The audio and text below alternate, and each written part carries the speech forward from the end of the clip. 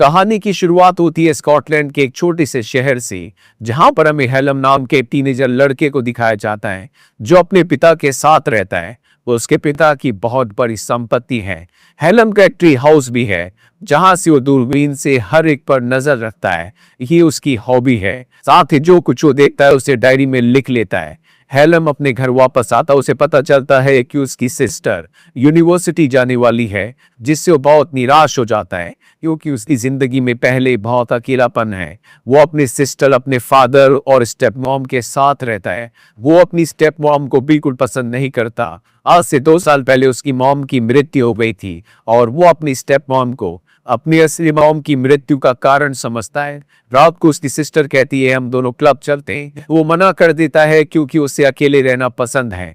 रात को वो अपनी दूरबीन से पास वाले घर में देख रहा होता है जहां पर एक फैमिली है। वो उनका स्केच बनाता है। तभी उसे नीचे गाड़ी की आवाज आती है। वो देखता है कि उसके डैड और उसके स्टेप मॉम घर वापस लौट आए हैं। वो उन पर भी नजर रखता है। वो देखता है कि वो दोनों बेडरूम में किस कर रहे हैं। इसके बाद वो अपने ट्री हाउस में सो जाता है जहां पर उसकी मॉम की एक बहुत बड़ी फोटो भी है। अगली सुबह उसकी सिस्टर यूनिवर्सिटी के लिए जा रही होती है। वो हेलम को आवाज देती है। हेलम सुनता है लेकिन वो उसके सामने नहीं आता और जब उसकी गाड़ी चल देती है, हेलम उसकी गाड़ी के पीछे भागता, उसे आवाज देता है और उसकी सिस्टर उसकी आवाज नहीं सुनती। उसकी गाड़ी आगे निकल जाती है।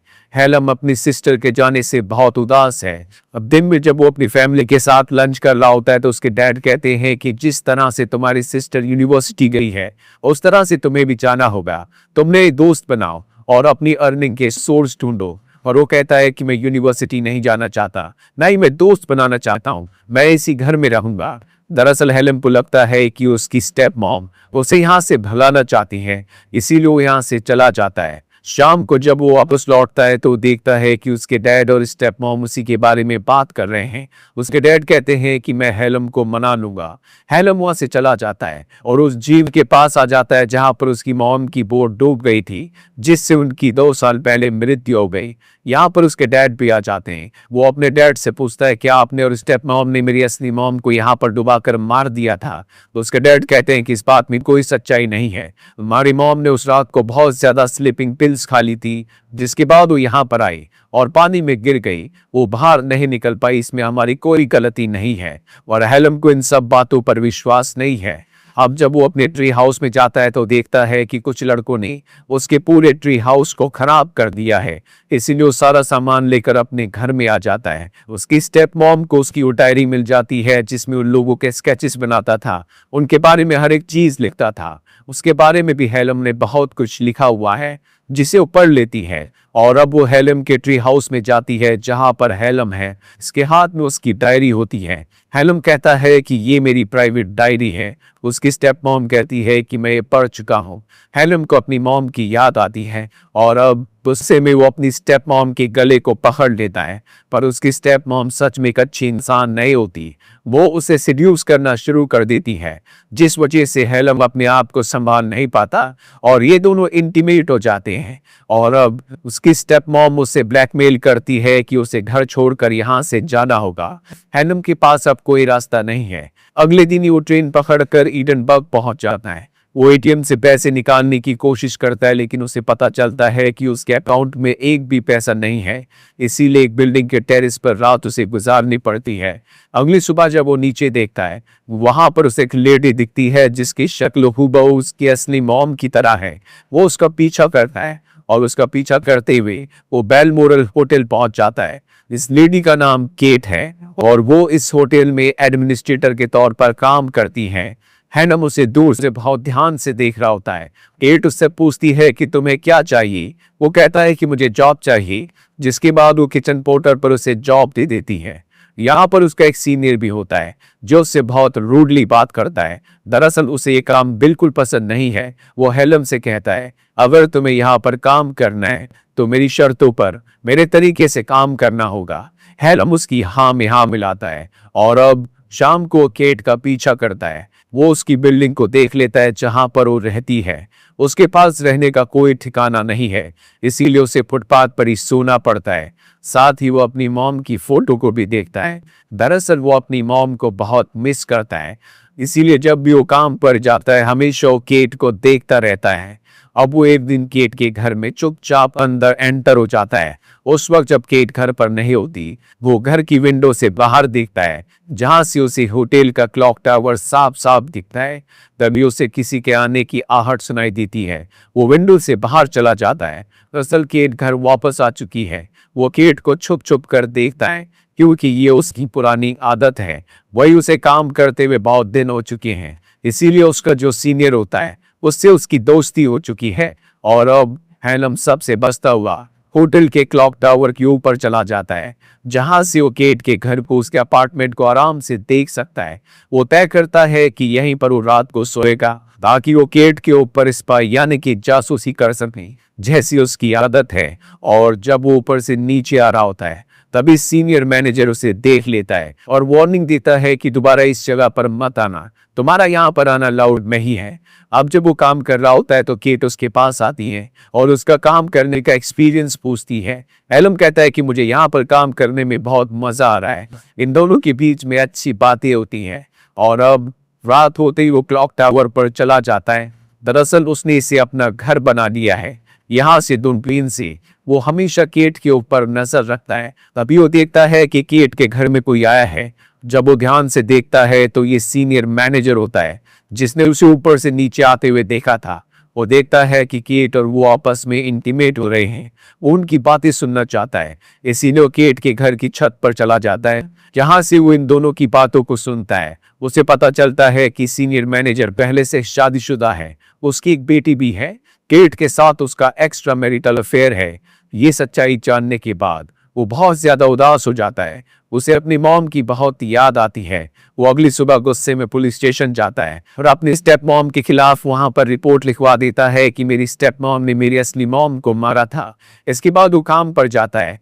पूरा दिन काम करने के बाद जब वो ऊपर क्लॉक टावर पर जा रहा होता है, वो सीनियर मैनेजर उसे देख लेता है। वो भी चुपके से ऊपर क्लॉक टावर में पहुंच जाता है। उस वक्त हैलम अपनी दूरबीन से केट को देख रहा होता है और अब सीनियर मैनेजर उसे काम से निकाल देता है। हैलम कहता है कि मुझे तुम्हारे और केट के बारे में सब कुछ पता है, मैं तुम्हारी वाइफ को सब कुछ बता दूंगा। पर वो उसकी धमकी से नहीं डरता और उसे काम से निकाल देता है। उसी रात को हैलम होटल के रिकॉर्ड से सीनियर मैनेजर के घर के एड्रेस को निकाल लेता है और अगली सुबह उसके घर पहुंच जाता है। सीनियर मैनेजर जब उसे अपने घर पर देखता है तो डर जाता है और कहता है कि मेरी वाइफ को कुछ मत बताना, इसके बदले तुम्हारी जॉब तुम्हें वापस मिल जाएगी।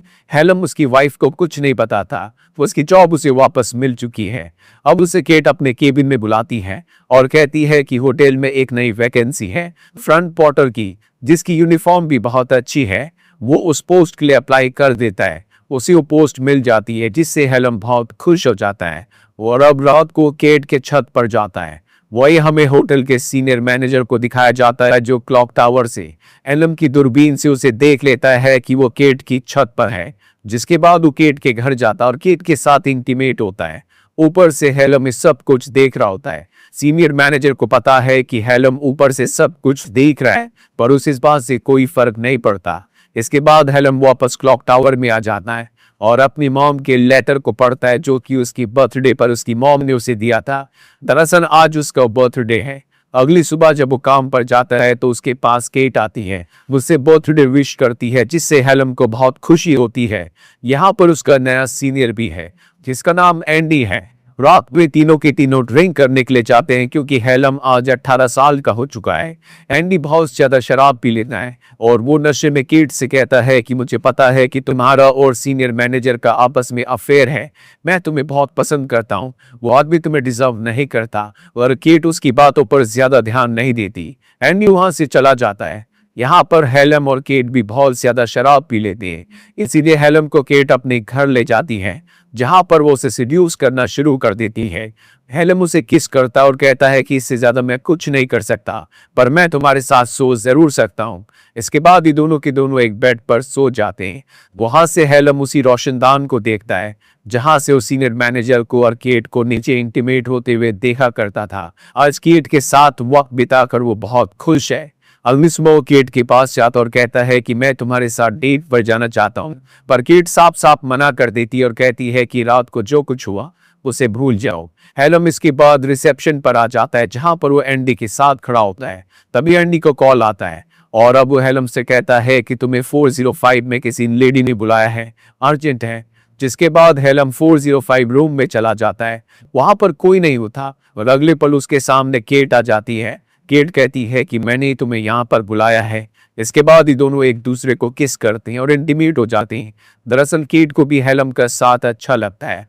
कुछ देर के बाद केट जब बाहर जाती है तो सीनियर मैनेजर उससे लड़ रहा होता है। दरअसल केट उससे नाराज है, वो उसे मनाने की कोशिश कर रहा है और उसे मनाने के चलते वो उसके घर पहुंच जाता है। हेलम भी इनका पीछा करता है। वो देखता है कि सीनियर मैनेजर केट के साथ जबरदस्ती करने की कोशिश कर रहा है, इसीलिए अंदर जाकर वो सीनियर मैनेजर के ऊपर हमला कर देता है और सीनियर मैनेजर उसे पंच मारकर नीचे गिरा देता है और उसके बारे में सब कुछ केट को बता देता है कि किस तरह से क्लॉक टावर से दूरबीन से वो छुप छुप कर उसे देखता है और कई बार उसके छत की रोशनदान से भी सीनियर मैनेजर वहां से चला जाता है। और अब केट हेलम से पूछती है, क्या तुम मेरा सच में पीछा किया करते थे?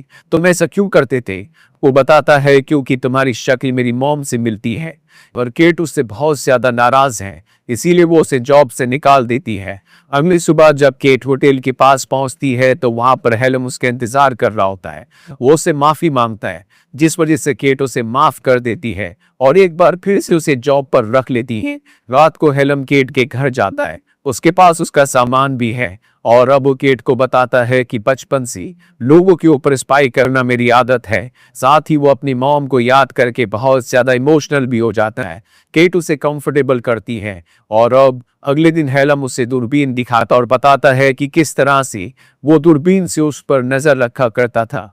ये दोनों एक दूसरे के साथ बहुत अच्छा टाइम स्पेंड करते हैं। अब जब हेलम अपने काम पर होता है तो वहां पर उसके डैड और उसकी स्टेप मॉम आ जाते हैं। दरअसल उन्हें पुलिस स्टेशन से उसका पता चला था जहां पर हेलम ने अपनी स्टेप मॉम के खिलाफ रिपोर्ट लिखवाई थी। तभी वहां पर केट भी आ जाती है और जब उसके डैड केट को देखते हैं तो हैरान हो जाते हैं, क्योंकि उसकी शक्ल उनकी पहली वाइफ से मिलती है, पर वो उसे कुछ नहीं कहते। दरअसल वो यहाँ पर हेलम से एक डॉक्यूमेंट पर, एक प्रॉपर्टी के पेपर पर सिग्नेचर करवाने के लिए आए हैं। वो हेलम से कहते हैं कि मेरे ऊपर कर्जा है, तुम्हारी मॉम ने अपनी विल में तुम्हारा नाम लिखा है, तुम्हें इस पेपर पर, इस प्रॉपर्टी के डॉक्यूमेंट पर सिग्नेचर करने होगी। पर वो ऐसा करने से मना कर देता है, क्योंकि उसे पूरा विश्वास है कि उसकी स्टेप मॉम ने, यानी कि उसके डैड की जो दूसरी वाइफ है, उन्होंने उसकी मॉम को मारा है। इसीलिए रात को जब वो अकेला होता है तो उसकी स्टेप मॉम के प्रति उसके दिल और दिमाग में जो हेट्रेट होती है वो और भी ज्यादा बढ़ जाती है। वो अपने घर वापस जाता है और अपनी मॉम को कपड़े में बांधकर झील में फेंक देता है, पर जल्दी उसके अंदर की इंसानियत जाग जाती है, इसीलिए वो उन्हें वापस निकाल लेता है, जिससे उसकी स्टेप मॉम की जान बच जाती है। वो उनसे माफी मांगता है, वो गुस्सा होकर वहां से चली जाती है और अब उसके डैड वहां पर आते हैं और कहते हैं कि तुम अपनी मॉम की मृत्यु के लिए दूसरों को ब्लेम कर रहे हो, पर सच्चाई ये है कि तुम्हारी मॉम मेरे साथ नहीं रहना चाहती थी, इसीलिए उन्होंने अपनी जिंदगी का खात्मा कर लिया। इसमें किसी की कोई गलती नहीं है, तुम्हें सच्चाई का सामना करना पड़ेगा। तुम्हारी मॉम ने ऐसा कई बार करने की कोशिश की थी, मैंने उसे कई बार रोका भी, और मैं उससे आखिरी बार बचा नहीं पाया। और यहाँ पर हेलम को एहसास होता है कि उसके अंदर जो गुस्सा है वो असल में इस बात का है कि उसकी मॉम हमेशा के लिए उसे छोड़कर चली गई। वो बहुत ज्यादा इमोशनल हो जाता है, इसीलिए वो अपने डैड के गले लग जाता है। अगले दिन हमें दिखाया जाता है कि एक बार फिर से वो एडिनबर्ग आ गया है, जहां पर वो केट के घर जाता है और केट उसे अंदर आने से मना कर देती और कहती है कि मैं रिलेशनशिप में अच्छी नहीं हूँ। अगर तुम सच में मुझसे मिलना चाहते हो, मेरे साथ रिलेशनशिप रखना चाहते हो, तो 5 साल बाद आकर मिलना, जब तुम 23 साल की हो जाओगी। हेलम कहता है कि 5 साल बाद भी तुम इतनी सुंदर होगी। केट के चेहरे पर मुस्कुराहट आ जाती है। हेलम वहां से निकल जाता है। हम उसे एडिनबर्ग की सड़कों पर चलते हुए देखते हैं। उसके चेहरे पर सेटिस्फैक्शन और पीस है, क्योंकि जो उसके गुस्से का कारण था, जिस वजह से वो जिंदगी में डिससेटिस्फाइड था, वो उसे पता चल चुका है और अब उन सब चीजों को वो अपनी जिंदगी में बहुत पीछे छोड़ चुका है। ये उसकी जिंदगी की नई शुरुआत है। हर इंसान की जिंदगी में बहुत सारे उतार चढ़ाव आते हैं। हमें कभी अपने दुखों को, अपनी पुरानी जिंदगी को अपने साथ लेकर नहीं चलना चाहिए। ऐसा करने से जिंदगी में सिर्फ निराशा आती है। हमेशा हमें नई सोच के साथ आगे बढ़ना चाहिए। तो ये थी पूरी कहानी इस फिल्म की। उम्मीद करते हैं कि ये कहानी आपको पसंद आई होगी।